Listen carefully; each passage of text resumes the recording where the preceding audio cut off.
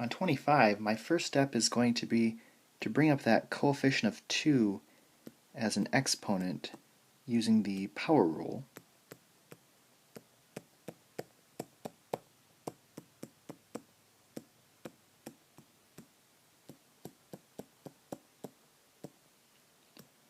And then I want to use the quotient rule because I see the subtraction sign there.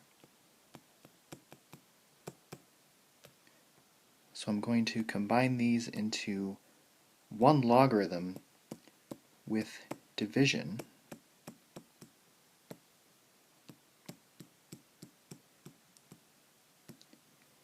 And this can actually be simplified further because this trinomial on the numerator can be factored. So that will factor to be x plus 1 and x plus 2, because 1 times 2 is equal to 2, and 1 plus 2 is equal to 3.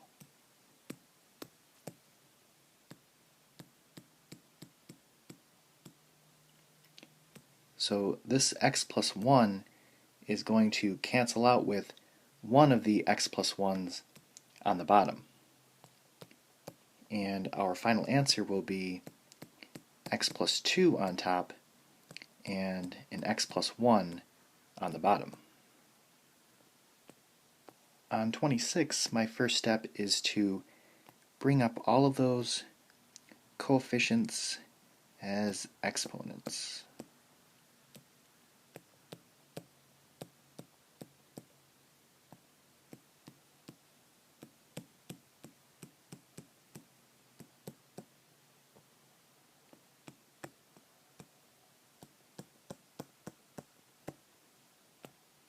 And then I want to combine them using the quotient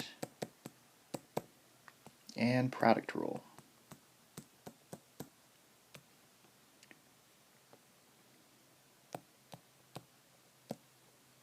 So this will be log of x to the 4th times x minus 1 squared all over x squared plus 1 raised to the 1/3 power.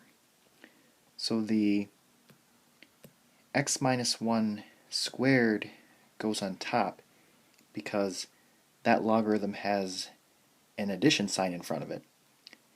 And the x squared plus 1 raised to the 1/3 goes in the bottom because that has a subtraction sign in front of it. So it doesn't really matter the order that the logarithms are in.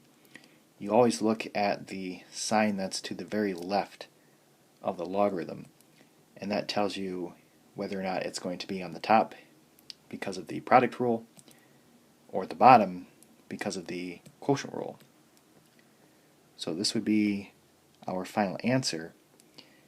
Another way to write it would be to express that 1/3 power as a cubed root.